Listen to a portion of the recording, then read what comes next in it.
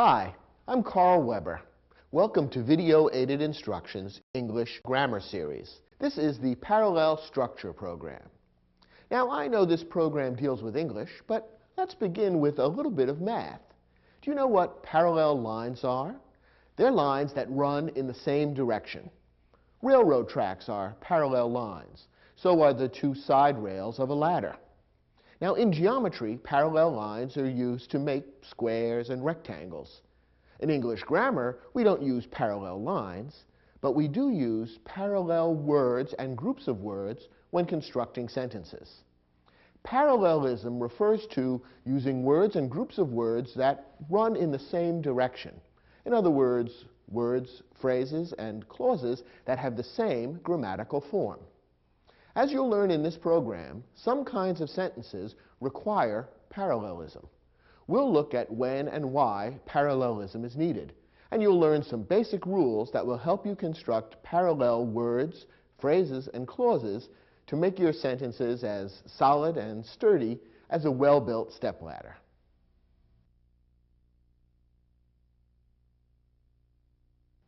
The basic principle of parallelism is fairly simple. Here it is in a nutshell. Parts of a sentence that have similar meanings should be written in grammatically similar forms. Now, this principle is simple, but the specific applications of the principle are varied and somewhat complex. In the rest of this program, we will look at some more specific rules that grow out of this basic principle, and we'll look at many examples of sentences that require parallelism and look at exactly what this requirement means. Here's our first specific rule that will help you apply the principle of parallelism. When listing two or more things, qualities, or actions, describe them in parallel grammatical forms. One of the most common types of sentences that requires parallelism is one that contains a list. Very often when we're writing English, we have a need to list 3, 4, or 5 things in a particular sentence. And since all these items are on the same list, that means that they naturally have similar meanings. Since they have similar meanings and are being listed together, they should be written in grammatically similar forms. In other words, the same grammatical shape ought to be applied to each of the items in the list. When the same grammatical shape isn't applied to each item in the list, then the sentence sounds wrong, and we will have violated the principle of parallelism. Let's take a look at a couple of examples. Read this sentence. America's founders were prepared to risk everything, their property, their reputations, and would even risk death. Now, in this sentence, as you can probably recognize, 3 things are being listed. After the colon, the 3 things that are being listed are things that America's founders were prepared to risk. Now, since we have a list of 3 items here, we have 3 things that are similar in meaning, and therefore they should be set up in grammatically similar form. Has that been done? Let's look at the 3 items that are listed in this sentence. First, their property. Second, their reputations. Third, and would even risk death. Now, are all 3 items written in grammatically similar form? Not really. The first 2 are written in the same grammatical form. Their property, their reputations. Here we have nouns, property, and reputations preceded by the possessive pronoun their. However, the third item is listed in a different form. Would even risk death. Suddenly, a verb has been inserted, would risk, and this changes the grammatical form. So the 3 items, even though they have similar meanings, are not being set up in grammatically similar form. Instead, that third item should be changed to match the other 2 in grammatical form. Since the first 2 items read their property, their reputations, the third item should read their lives. After all, that's what's being risked, their property, their reputations, and their lives. Notice that we have to change it from death to lives to make it parallel both in meaning and in grammatical form. So the correct sentence following the principle of parallelism ought to read, America's founders were prepared to risk everything, their property, their reputations, and their lives. If you want to emphasize the importance of that third item, you could use the adverb even and insert that as well without violating the principle of parallelism.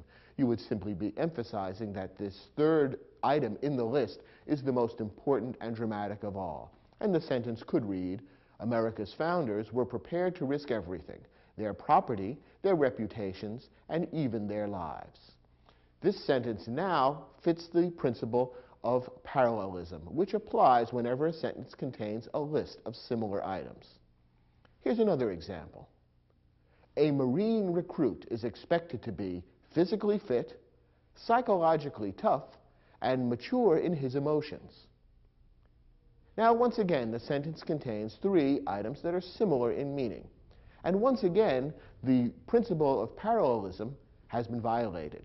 The first two items are written in grammatically similar form. Physically fit, psychologically tough.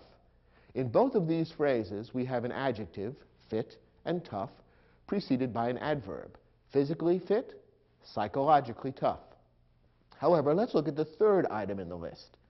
Mature in his emotions is written in a different grammatical form. We do have the adjective mature, which describes what a Marine recruit is expected to be, but rather than being preceded by an adverb, like physically or psychologically, instead the adjective mature is being followed by the prepositional phrase in his emotions. Therefore, this third item in the list sounds different from the other two. It isn't set up in the same grammatical form. So once again, the principle of parallelism has been violated. We need to make a change to correct this sentence. How could you do it? Well, there's actually more than one way to correct it. Probably the easiest way to correct the sentence is to change the third item in the list so that it matches the other two.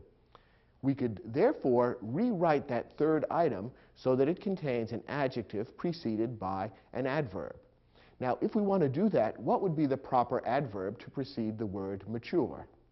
Since the meaning of the sentence refers to mature in his emotions, it makes sense that the proper adverb to use would be emotionally. And the sentence would then read, a Marine recruit is expected to be physically fit, psychologically tough, and emotionally mature. Now the sentence fits the principle of parallelism. All three items that are being listed are set up in grammatically similar form. Now, in this case, we changed the third item to make it match the other two.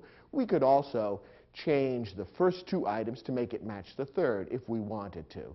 But then the sentence would contain longer phrases and would be a little less concise, and therefore wouldn't read quite as well. We could do that, however, if we want. The sentence could then read, a Marine recruit is expected to be fit in his physique, tough in his psychology, and mature in his emotions. I think you can see the sentence is a little less effective that way. It's more concise and therefore more effective to use the adverb-adjective form in all three items in the list. Either way is grammatically correct, however, because either way we would be following the principle of parallelism, which says that when items are being listed, we need to set them up in grammatically similar form. Here's another rule that will help you apply the principle of parallelism.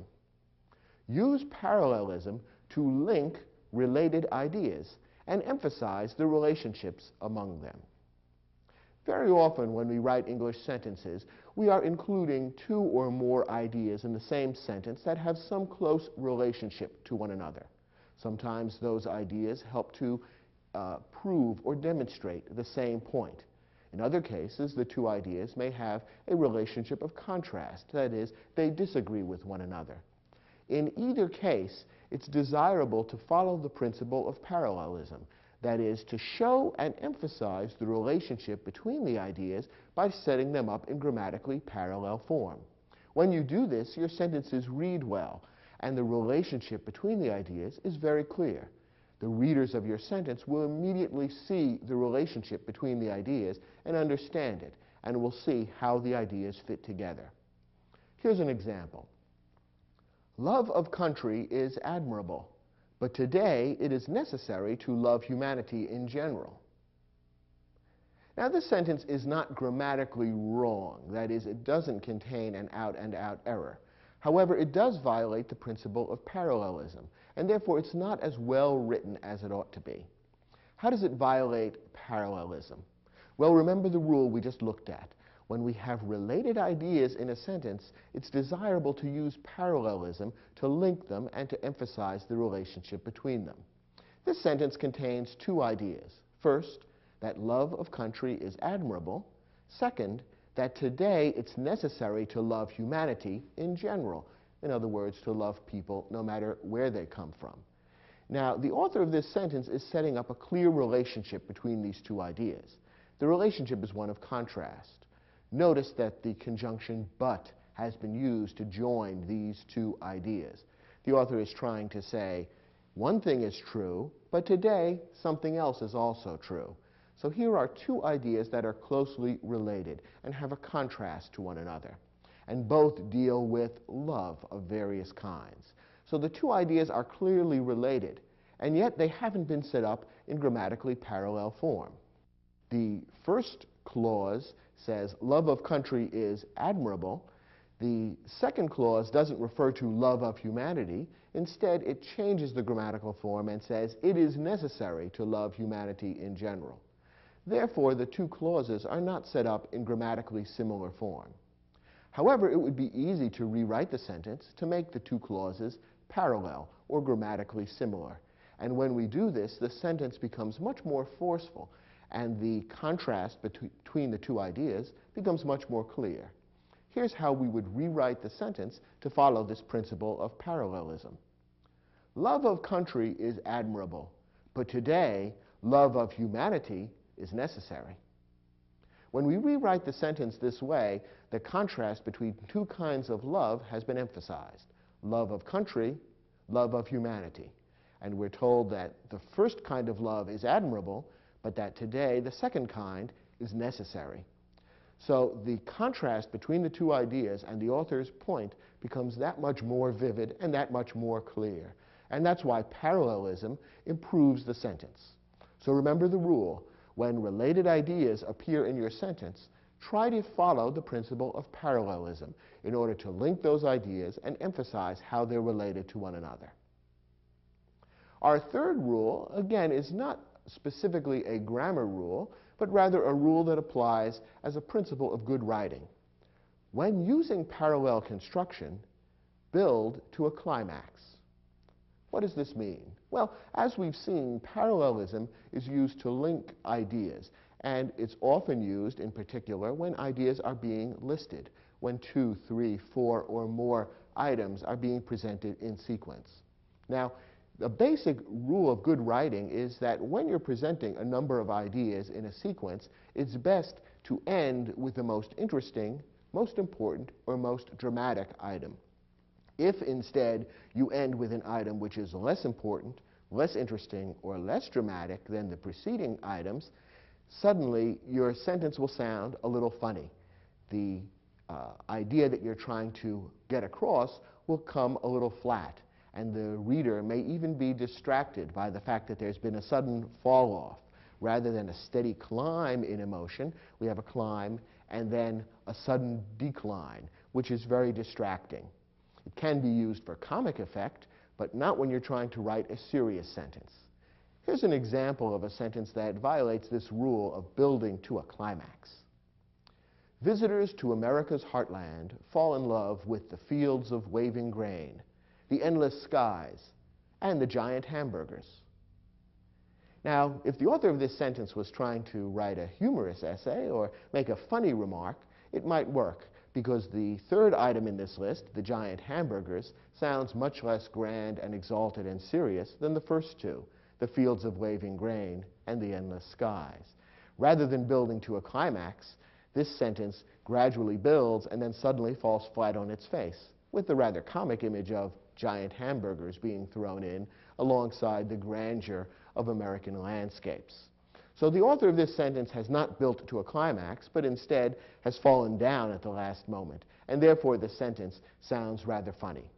Now, if you're trying to write humor, then by all means use this technique, because it does create a comic effect. But when you're trying to write a serious sentence, remember this rule: build to a climax and make the items in your list get gradually more important, more impressive, and more dramatic. And that way you will leave the reader with the most emphatic item and therefore have the greatest effect on the reader's feelings. Let's try now an exercise that will enable you to test your understanding of the basic rules that we've looked at in this lesson. Turn to your study guide, try your hand at the sample sentences that are given there, and when you're finished, come back to this program, and we'll take a look at those questions together.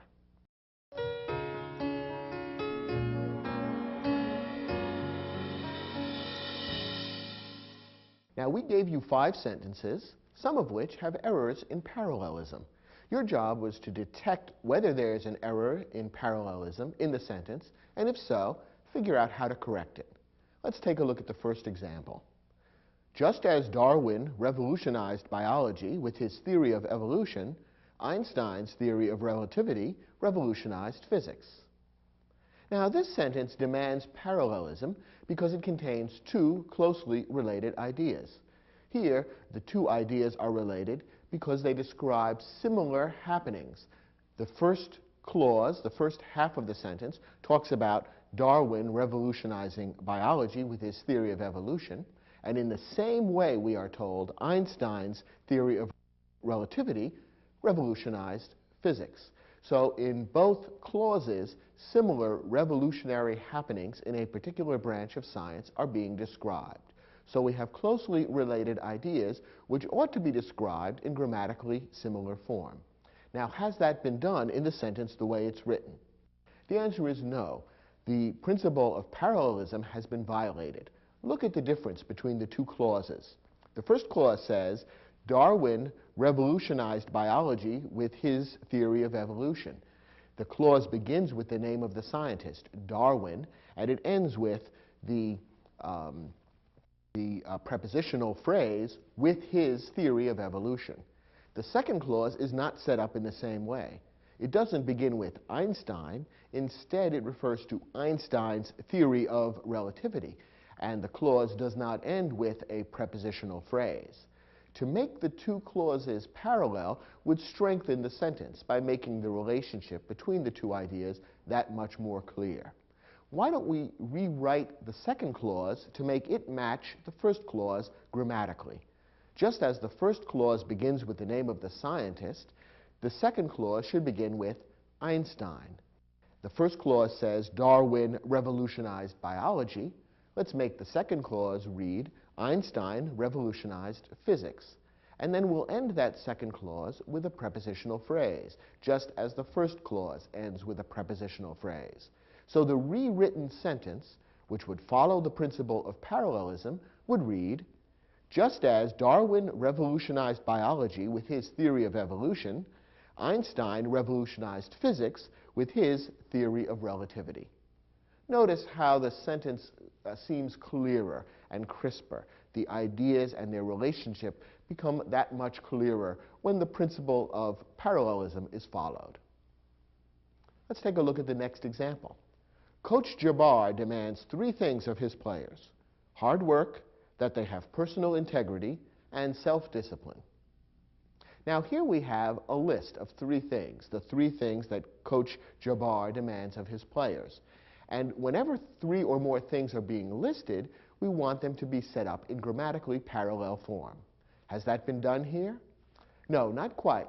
The first and third items in the list look similar grammatically: hard work, self-discipline. Here we have nouns preceded by an adjective: hard work, self-discipline. Self-discipline is a hyphenated word, but in effect it's the same form, an adjective preceding a noun.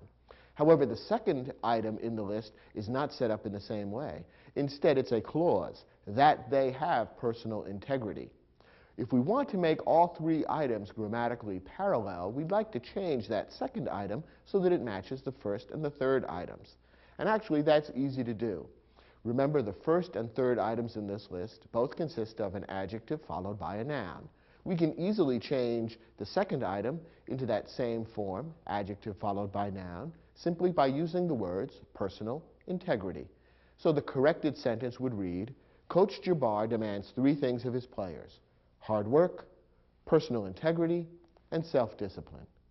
Doesn't the sentence sound much crisper and more forceful when it follows the rule of parallelism? I think so. Let's look at the next example. Thrilled by the discovery of gold at Sutter's Mill, thousands of prospectors rushed to California, traveling by boat, by covered wagon, and walking. Once again, we have a list of 3 items in this sentence. And since all 3 have similar meanings, all 3 should be set up in grammatically parallel form. But once again, the rule has been violated, which means once again we'll have to make a change to correct the sentence. The 3 items that are listed are the 3 ways that prospectors traveled to California at the very end of the sentence: by boat, by covered wagon, and walking. Now, the first 2 items are in similar grammatical form. We have the preposition by, followed by the mode of transportation: boat, covered wagon. However, the 3rd item in the list is not in the same grammatical form. Rather than beginning with a preposition followed by the mode of transportation, instead we have what's called a gerund, an ing form of the word, walking. That's not the same grammatically, and therefore it doesn't seem to fit with the other 2. Parallelism has been violated. What could we do to change that 3rd item so that it's as similar as possible to the other 2, so that it begins with the preposition followed by the mode of transportation? Could we say by walking? Yes, but that doesn't sound quite right. A more common or idiomatic prepositional phrase that describes walking somewhere would be on foot. So that would probably be the best way of rewriting this 3rd item. Notice that the preposition is different. The first 2 items would have the preposition by, while the 3rd item would have the preposition on. But nonetheless, it sounds parallel because in each case you have a preposition followed by the mode of transportation. So one good way of correcting this sentence would be to end it with the phrases by boat, by covered wagon, and on foot. And that would give us the feeling of parallelism that we're looking for by having 3 items all set up in the same grammatical form: a preposition followed by the mode of transportation. The exact word doesn't always have to be the same as long as the grammatical structure or form is the same. That's what parallelism is all about. Let's look at our next example. Each of these 3 poets is admired for a different quality: Milton for his grand rhetoric, Shakespeare for his sweeping vision, Chaucer for his simple humanity. Once again, 3 items have been listed here. Now, have they all been set up in grammatically similar fashion? That is, has the principle of parallelism been followed? Well, the answer is yes. This sentence doesn't contain an error. Let's take a look at how the writer of this sentence was careful to follow the principle of parallelism.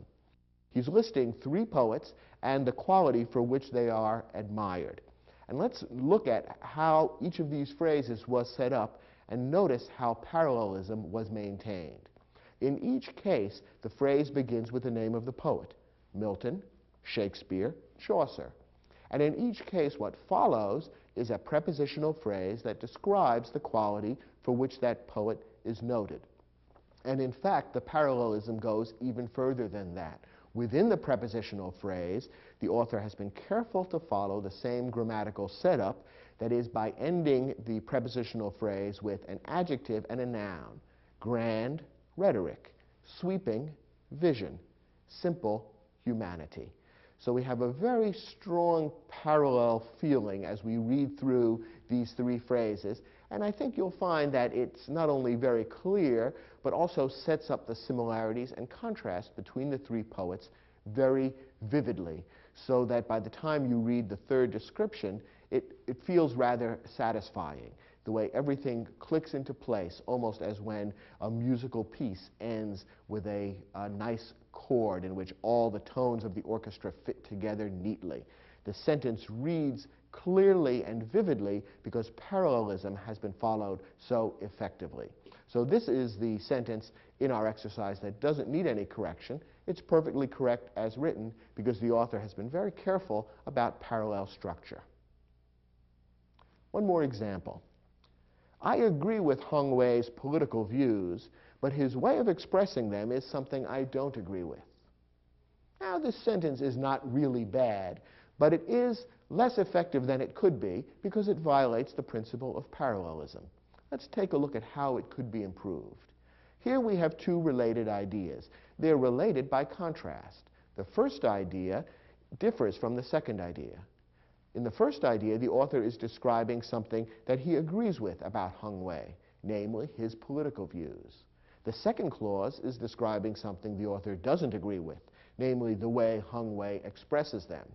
So we have two ideas that are in contrast to one another. The author agrees with one, disagrees with the other. Now, the relationship between the ideas and the contrast between them would become much clearer if parallel structure would be used. And again, it's easy to revise the sentence to make that the case. Let's rephrase the second clause so that it matches the first grammatically. The first clause says, I agree with Heng Wei's political views. How would we begin the second clause to make it as similar as possible grammatically? Well, the first clause begins, I agree. Why not begin the second clause with, I disagree? Then the rest of the clause is easy to write. The revised sentence could simply read, I agree with Heng Wei's political views, but I disagree with the way he expresses them. Notice that the sentence is a little more crisp, a little more concise, and the contrast between the two clauses is a little clearer when parallelism has been used. This sentence is a good example of how parallelism goes beyond the strict question of grammatical correctness or incorrectness and also gets into the realm of writing effective and powerful sentences that convey your ideas clearly and vividly. If you get good at parallelism, you'll find that your writing will improve and people will be more impressed with your ideas because they'll come across that much more crisply.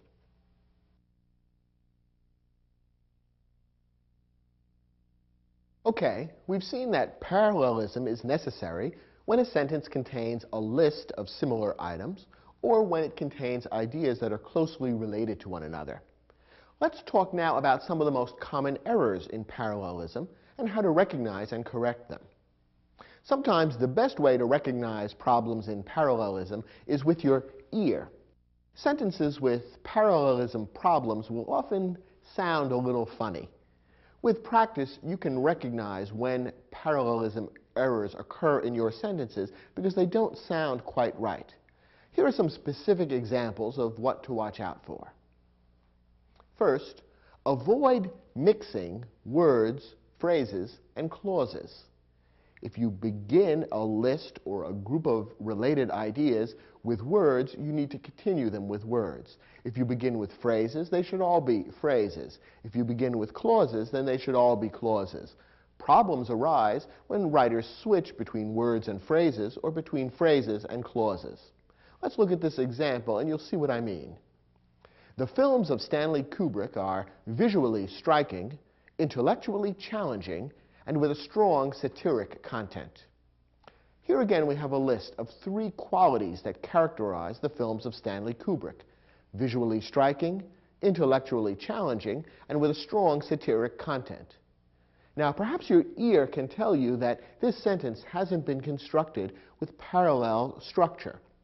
The 3 items in the latter part of the sentence aren't set up in similar or parallel grammatical form. The first is a phrase, visually striking, that consists of an adjective, striking, preceded by an adverb, visually. The second item is similar, intellectually challenging.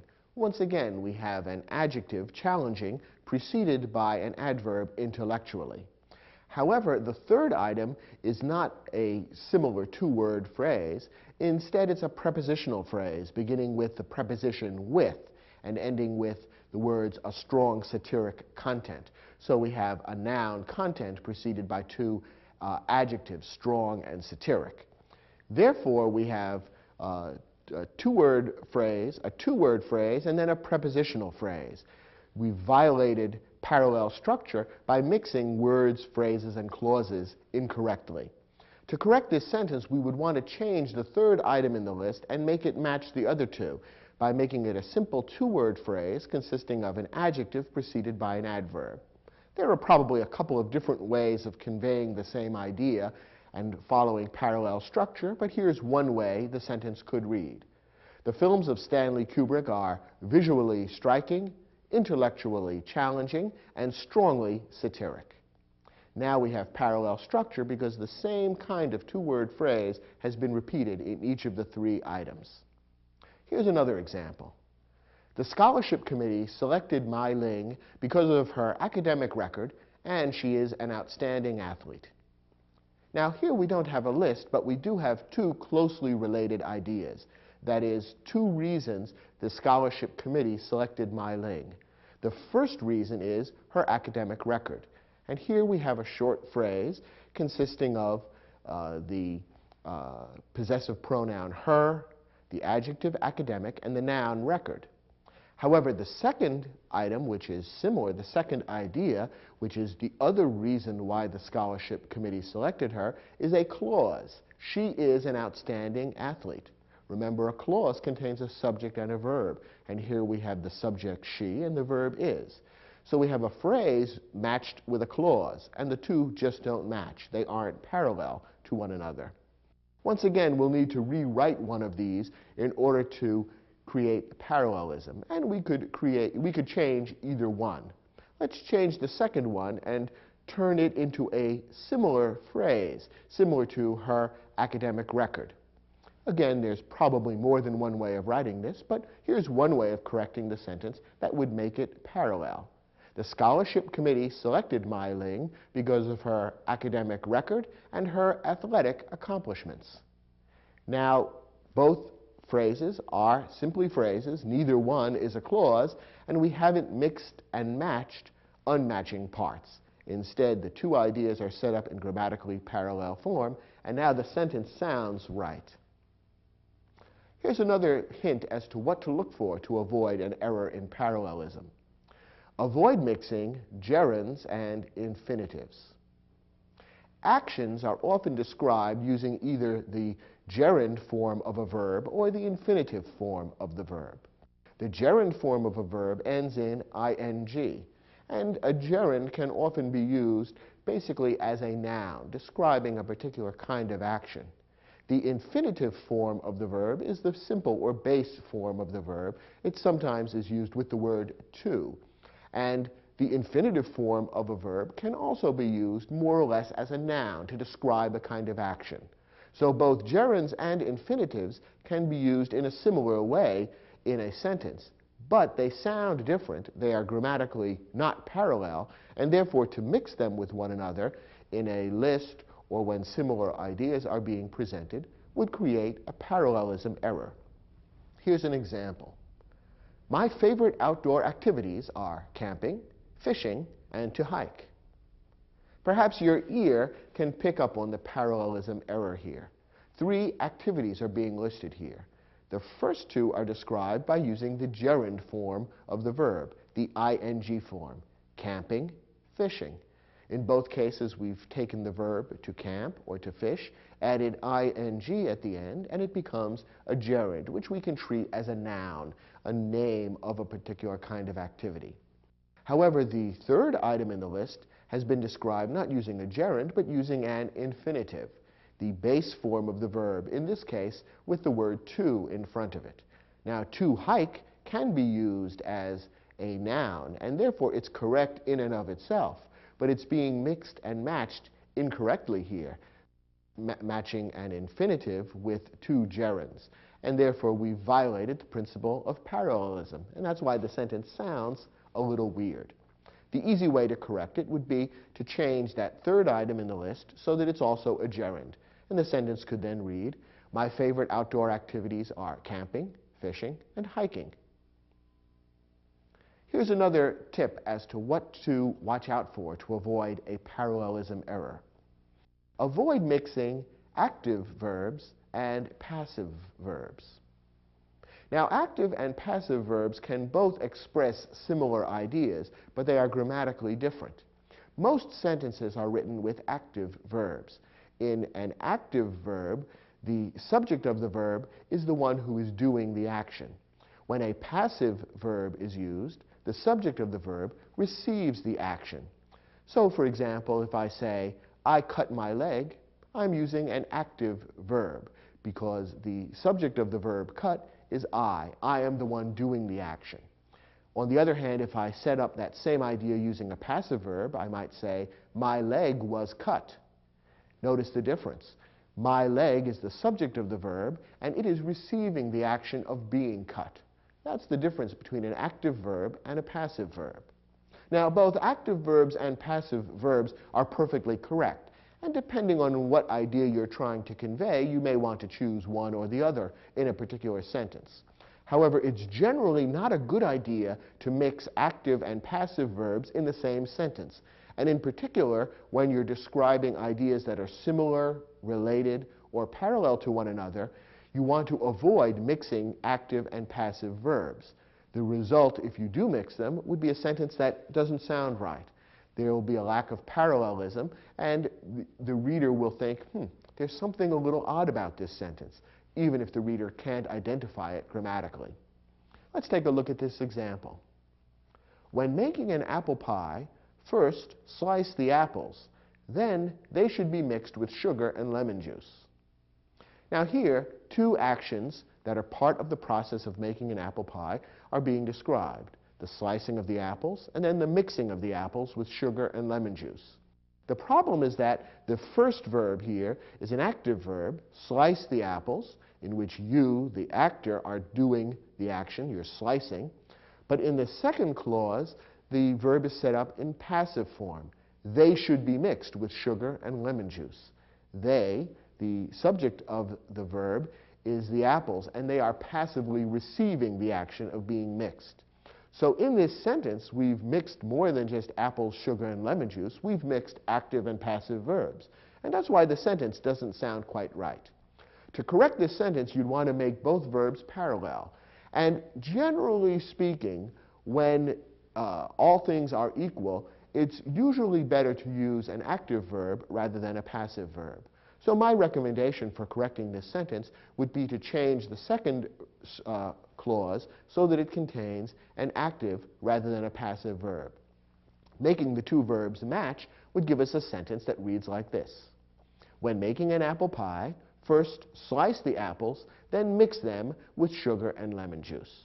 Notice how the sentence becomes a little more crisp, a little more concise, and also a little clearer when the two verbs in the sentence are made to match, when both are active rather than having one active and one passive. And here's one more tip that will help you avoid a common error in parallelism. Sentence elements linked with the coordinating conjunctions either or, neither nor, and not only but also should be grammatically parallel.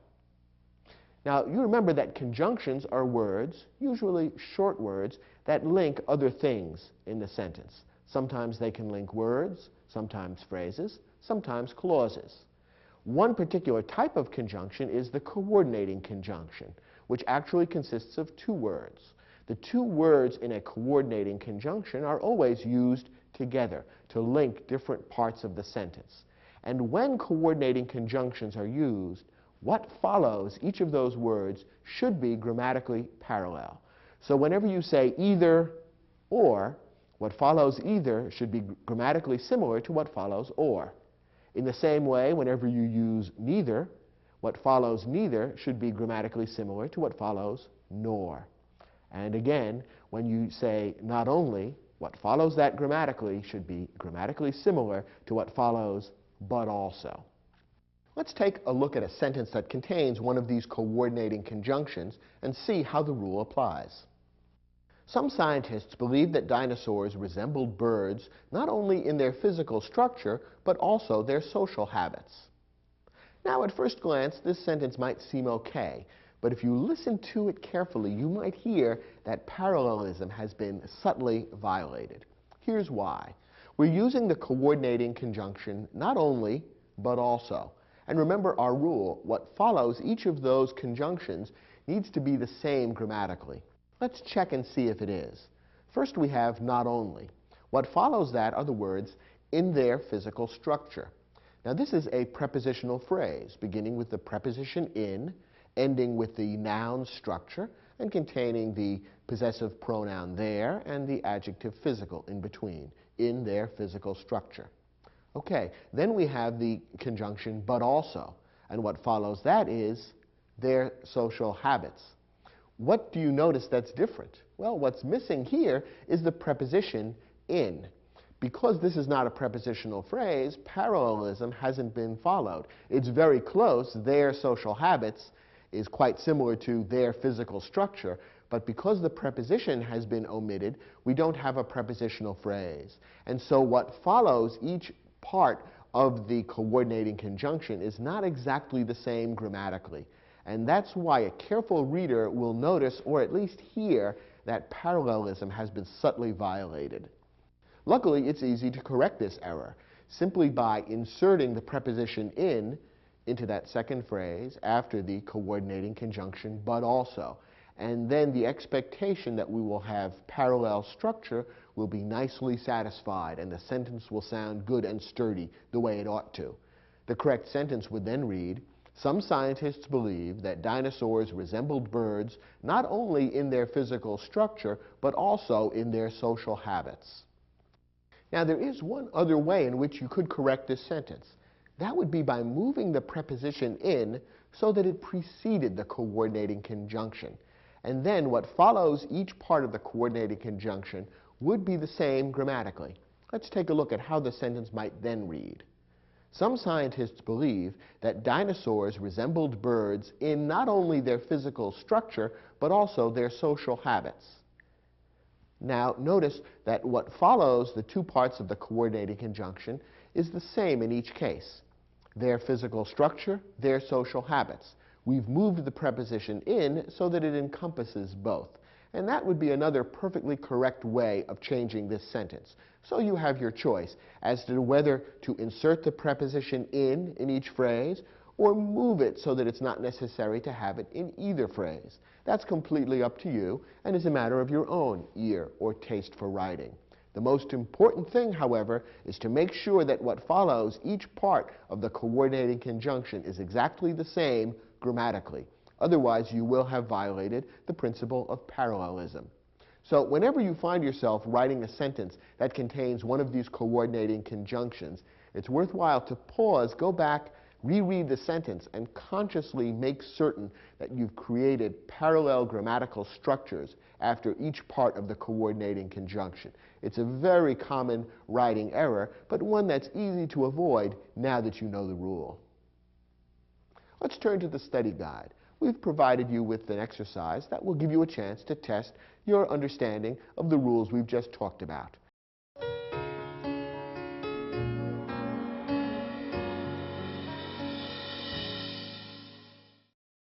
Our first sentence contains a list of 3 activities that were done on a vacation, but you'll notice that the principle of parallelism has been violated. Let's see how we could correct this sentence. We spent our days in St. Petersburg touring historic churches, magnificent art museums, and admiring ornate palaces. Okay, 3 activities are being listed here, and let's look at how each one is described grammatically. Touring historic churches, magnificent art museums, and admiring ornate palaces. Of these 3 items, 1, 2, and 3, which ones are similar? Well, the first and the third seem to be similar, don't they? In each case, the phrase begins with a gerund form of a verb, touring and admiring, followed by the things that were toured and admired, the historic churches, the ornate palaces. The second item, however, is in a different grammatical form. Here we have magnificent art museums, describing what was visited, but with no gerund form verb preceding it. We have a couple of different ways that we could correct this sentence. One way of correcting it would be to change item 2 so that it resembles the other 2 grammatically. So, for example, we could rewrite the sentence to read as follows. We spent our days in St. Petersburg touring historic churches, visiting magnificent art museums, and admiring ornate palaces. That would be one perfectly good way of correcting the sentence. Another way of correcting it would be to eliminate the ing, the gerund form of the verb, from our third item. And what would then happen, you'll notice, is that the ing gerund verb from the first item would apply to all three. All three items would then be parallel, but in a different form.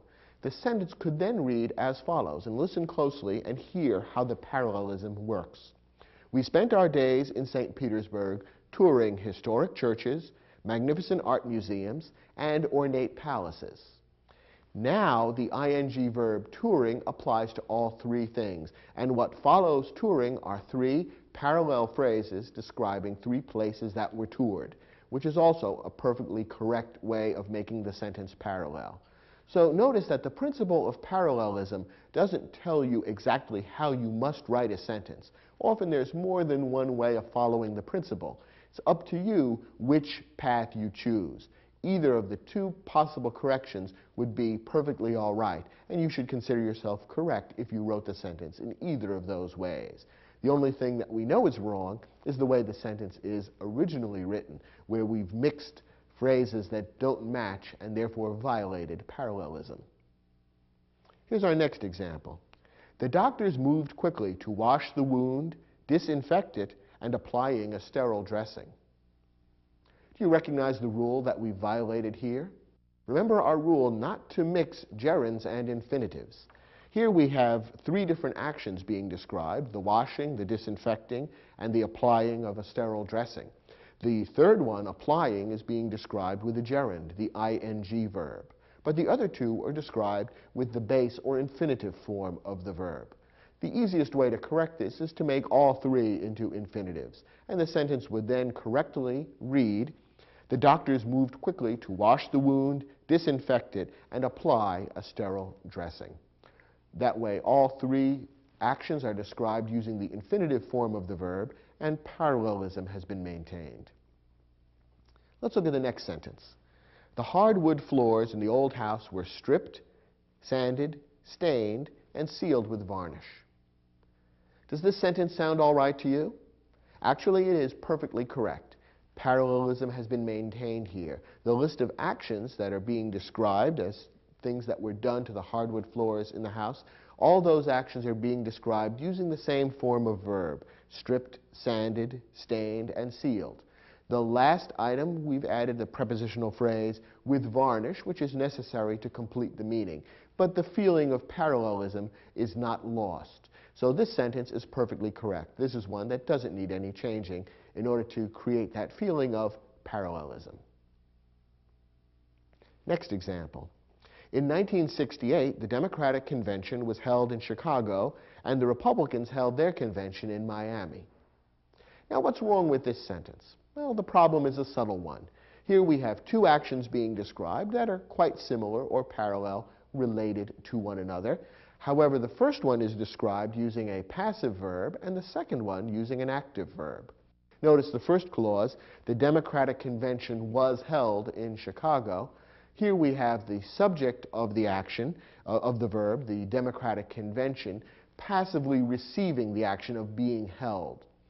However, the similar action described in the second clause is described using the active verb. Here, the subject of the verb, Republicans, is actively conducting the action or performing the action of holding the convention. So to correct this sentence, we could go either way. We could make both verbs passive or both active. If we made them both passive, then the sentence would read, in 1968, the Democratic Convention was held in Chicago, and the Republican Convention was held in Miami.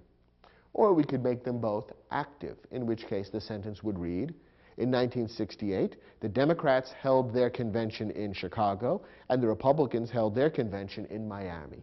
Either correction would be perfectly okay. It's your choice as to whether to use a passive verb or an active verb.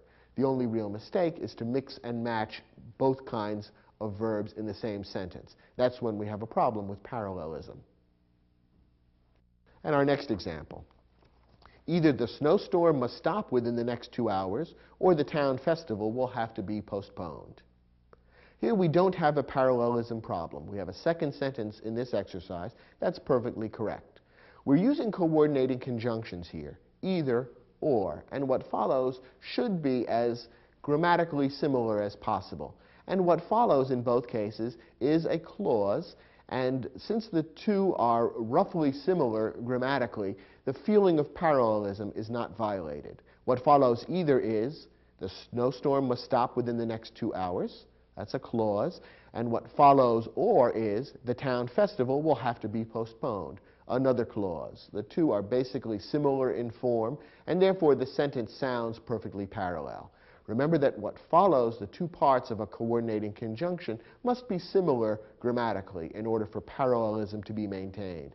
This sentence follows that rule, and therefore it's correct, doesn't need any changing.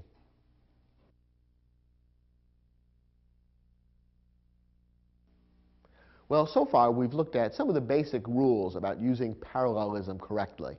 In this lesson, we're going to scale some of the heights and get into one of the more difficult aspects of parallelism, namely using ellipsis. Now, ellipsis is when certain words are omitted from a sentence. Ellipsis is used to avoid needless repetition. Now, when a word or a group of words is used more than once in the same sentence, the word or group of words may sometimes be omitted, but this must be done correctly. Now, in parallel constructions, repeated words may be omitted after one use, provided the omitted words are the same words and they can be understood quickly and easily. What does this mean? Well, it means that when you're setting up a sentence with parallel constructions, so you have different parts of the sentence set up in the same grammatical form, rather than repeat all the same words each time you use the parallel construction, you may omit them. However, it has to be done in accordance with this rule that the omitted words are the same words and can be understood quickly and easily. To test whether you're using ellipsis correctly, you need to reinsert the same omitted words and make sure the sentence makes sense. If it does, and if the missing words can be understood quickly and easily, then the sentence is okay and you've used ellipsis correctly. Otherwise, you need to rewrite the sentence. Let's take a look at a couple of examples that may make this rule a little more clear. Here's a sentence in which ellipsis has been used correctly. Labor has agreed to cooperate with management, and management with labor. Okay, here we have a sentence that has two closely related ideas. Labor has agreed to cooperate with management, and the same is being done in reverse by management with labor. Two closely related ideas which are being set up in parallel form. However, in order to save space and to avoid unnecessary repetition, the author has left out some of the words from the second example of the parallel construction. In other words, the author of this sentence is employing ellipsis. After all, if you think about it, the sentence, when fully filled out, if the ellipsis were eliminated and the omitted words were reinserted, the sentence would read, labor has agreed to cooperate with management, and management has agreed to cooperate with labor. That's what the sentence is saying. And when we fill out the parallelism and plug the omitted words back into the second half of the sentence, we see that we have parallel structures. The two halves of the sentence are written in exactly the same grammatical form. Now, notice that when we reinserted the omitted words into the second half of the sentence, it did make sense. It was grammatically clear and understandable. And I think that when the words are omitted, the sentence can still be understood quickly and easily. Therefore, this sentence passes the test. It is a correct use of ellipsis because when the same omitted words are reinserted into the sentence makes sense. And when they are taken out, it can still be easily and quickly understood. So this is an example of good ellipsis. Labor has agreed to cooperate with management, and management with labor. The omitted words from the second half of the sentence still leave the sentence quite clear, and exactly the same words can be reinserted, and the sentence makes sense. Here's another example of a sentence containing ellipsis. Without pleasure, life is intolerable. Without purpose, meaningless. This sentence has been written to be very pithy, very concise. It's a short, kind of philosophical statement. And one of the ways the author has made this sentence pithy and concise is by using ellipsis. He has left out some words from the second half of the sentence.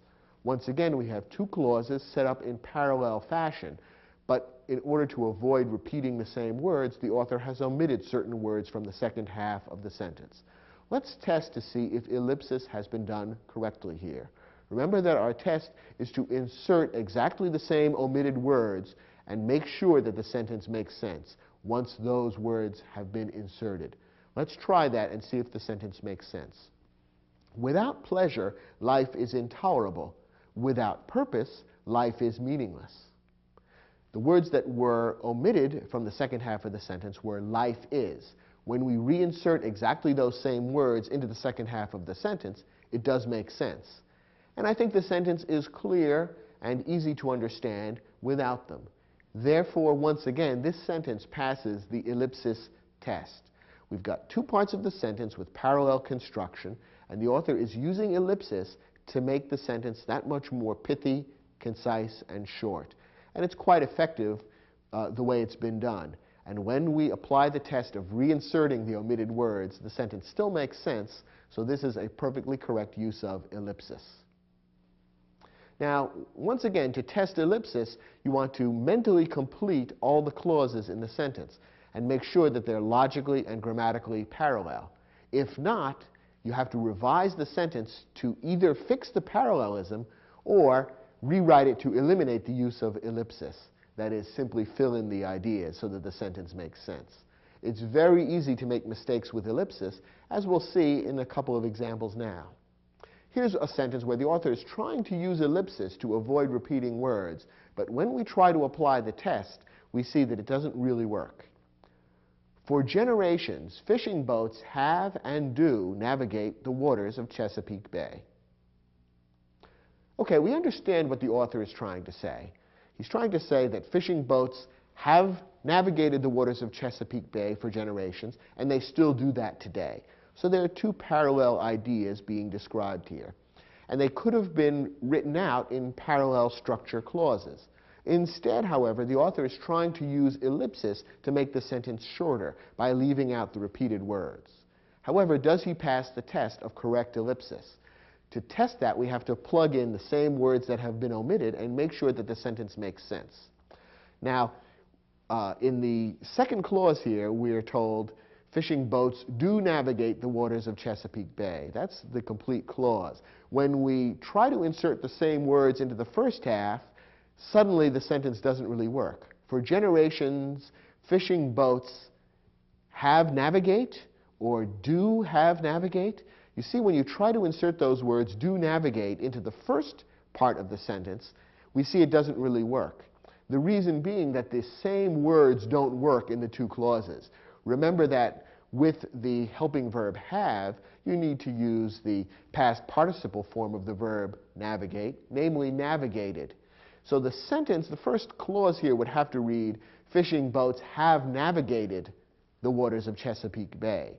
So inserting the same omitted word navigate doesn't work in that first clause. And that's an example of how ellipsis can go wrong. Ellipsis only works when the exact same word has been omitted as appears elsewhere in the sentence. In this case, when you try to insert that same word navigate, the sentence doesn't make sense grammatically. And that's why you can't really use ellipsis in this way. To correct the sentence, you would have to rewrite it to eliminate the ellipsis. One way of doing that would be to simply flesh out both clauses, and then the sentence would read something like this. For generations, fishing boats have navigated the waters of Chesapeake Bay, and they still do navigate the waters of Chesapeake Bay. Now, this is rather long and awkward, and that's why the author wanted to use ellipsis in the first place. He realized that writing out both of those clauses would create a sentence with a lot of repetition. Unfortunately, the way he did the ellipsis didn't really work. A better alternative would probably be to greatly shorten the second clause so that the idea comes across without using incorrect ellipsis. So a better way to write this sentence would probably be something like this. For generations, fishing boats have navigated the waters of Chesapeake Bay, and they still do. By changing the sentence altogether so that there's no attempt at ellipsis, but instead we simply have two different verbs being used to describe the past, and the present activity in Chesapeake Bay, the sentence is now clear and the incorrect ellipsis has been eliminated. Very often when you've got an ellipsis problem, you simply have to start from scratch, in effect, and retool the sentence altogether to avoid the problem. Here's another example. No true warm water fish could exist in the Arctic, and certainly could not thrive there. Okay, again, two parallel ideas are being described. No true warm water fish could exist in the Arctic, which makes sense because the waters in the Arctic would be cold. And then in our second idea, warm water fish certainly could not thrive there. Okay, so far so good, but the author has tried to use ellipsis in the second clause in order to avoid repeating the words warm water fish. However, here's the problem. When we reinsert those omitted words into the second clause, suddenly it doesn't make sense. Here's why. Remember, the rule is you have to reinsert the exact same words. The sentence would then read, no true warm water fish could exist in the Arctic, and no true warm water fish certainly could not thrive there. Notice what's happened to the logic. We're saying that no warm water fish could not thrive there. The two negatives in that second clause create an explosion. The sentence no longer makes sense. The author is trying to say that a warm water fish could not thrive there, but the words omitted from the first clause are no true warm water fish.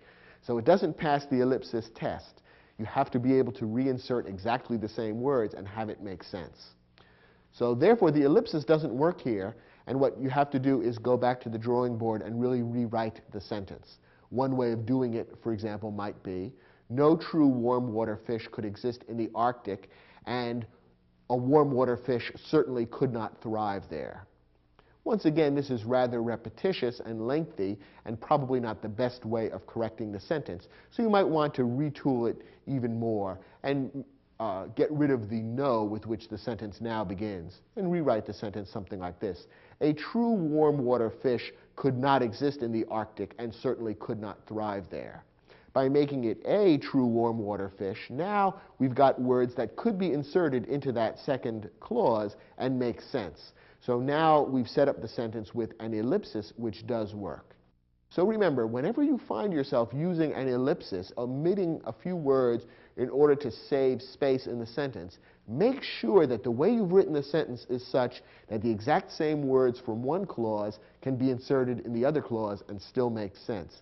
If not, you need to rethink the way you've written the sentence and either eliminate the ellipsis or make it correct.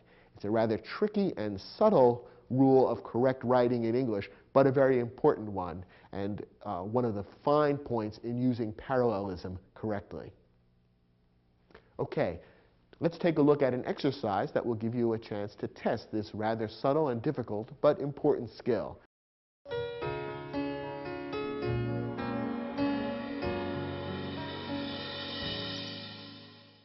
In our first sentence, the author is trying to use a very simple form of ellipsis, and yet he's gotten it wrong, which shows just how tricky ellipsis can be. Let's think about the different ideas the author is trying to convey here. In accordance with the First Amendment to the Constitution, no state has or may enact a law establishing an official state religion. Okay, the author is talking about the First Amendment to the Constitution and is saying that as a result, two things have happened. One is that no state has enacted a law establishing an official state religion, and second, no state may enact such a law. Okay, but rather than repeat the verb enact, the author is trying to use ellipsis to eliminate the first enact, and so he has written, no state has or may enact a law establishing an official state religion. But remember the test. You need to be able to insert the exact same word that you've omitted from elsewhere in the sentence, plug it in, and have the sentence make sense. Now, the word that was omitted is enact. We see it right here in the sentence. When we try plugging it in, how does the sentence read? No state has enact or may enact a law establishing an official state religion. Now we see the problem, that with the helping verb has, we need the past participle enacted. And therefore, when we try to reinsert the omitted word enact, we see that the sentence doesn't really make sense. Remember that the word that you omit when you use ellipsis must be exactly the same in both places. So that doesn't work in this case.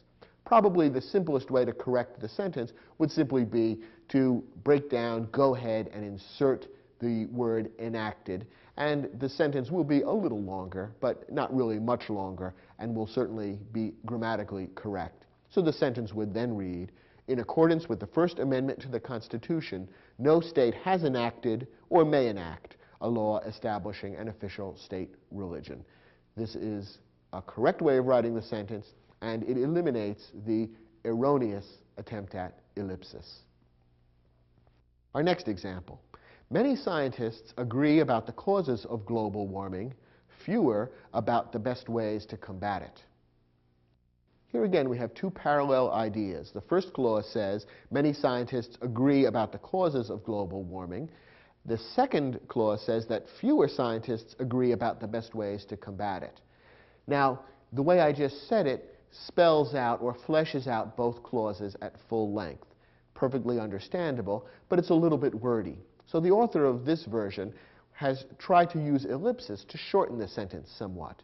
Has he done the ellipsis correctly? Well, let's apply our test. We should be able to take the same words from the first clause, which were omitted in the second clause, and insert them into that second clause and have the sentence make sense. Now, what are the words that were omitted from the second clause? The words that were omitted are scientists agree. When we take those words from the first clause and insert them back into the second clause, does it read correctly? Many scientists agree about the causes of global warming. Fewer scientists agree about the best ways to combat it. Yes, it does make sense. It does read well, and the parallelism works. Therefore, the ellipsis, as done in this sentence, is perfectly correct. The author has simply not repeated the words scientists agree, has left them out. The resulting sentence is clear and easy to understand, and when we plug the exact same words back in, it all hangs together. Therefore, it passes the ellipsis test, it's perfectly correct, and this sentence doesn't need any fixing. Next example. Baseball pitcher Cy Young's lifetime record of 511 victories has never been challenged and probably never will. The author is saying two things about Cy Young's record. It has never been challenged and probably never will be challenged. Now, rather than repeat the word challenge, the author is trying to use ellipsis here. But what happens when we try to plug the same verb in? We see that the sentence doesn't really work. Baseball pitcher Cy Young's lifetime record of 511 victories has never been challenged and probably never will been challenged. You can see that doesn't sound right. The second clause here would demand the wording and probably never will be challenged, which is different from been challenged. So since we can't insert exactly the same words into that second part of the sentence, we see that the ellipsis rule has been violated. And therefore, you'd have to correct the sentence by spelling out that complete verb and make the sentence read, baseball pitcher Cy Young's lifetime record of 511 victories has never been challenged and probably never will be challenged. There's no way around it. You can't use ellipsis here because you can't omit exactly the same words. Instead, they are different words, and they have to be spelled out. Next example. As global trade increased, manufactured goods began to flow from north to south, raw materials from south to north. Once again, two closely related ideas talking about the flows of global trade. Now, certain words were omitted from the second clause just to save space and avoid needless repetition. The first clause says, manufactured goods began to flow from north to south. Those words began to flow are omitted from the second clause. When we insert those exact same words in the second clause, does it make sense? Raw materials began to flow from south to north. Yes, it does. So this passes the ellipsis rule. When you insert the omitted words, the sentence still makes sense and reads properly, and when they're omitted, the thing is clear and easy to understand. So once again, this is a sentence that has used ellipsis correctly and doesn't need any fixing. And our last example. The main legal barrier to an improved school system has been eliminated and the economic obstacles reduced. Let's use the same test. From the second clause here, the author has left out a couple of words, hoping to save space and make the sentence sound less repetitious. When we pick up the exact same words from the previous clause and insert them in the second clause, does it sound right? Does it make sense? Here's how it would then read. The main legal barrier to an improved school system has been eliminated and the economic obstacles has been reduced. Okay, when we reinsert the helping verbs has been, which were left out or omitted from the second clause, we see that they don't quite work. The reason is that the subject of the first clause, barrier, is singular, but the subject of the second clause, obstacles, is plural, and therefore the helping verb has been doesn't work. We have to use have been instead. Therefore, we can't use ellipsis here because the exact same words can't be reinserted and make a correct sentence. Instead, this sentence has to be fixed by spelling out that second verb and therefore making the sentence a little less concise but more correct grammatically. The sentence would then read, the main legal barrier to an improved school system has been eliminated and the economic obstacles have been reduced. So this is a sentence where ellipsis isn't really practical because we simply need different verbs to make the two clauses correct.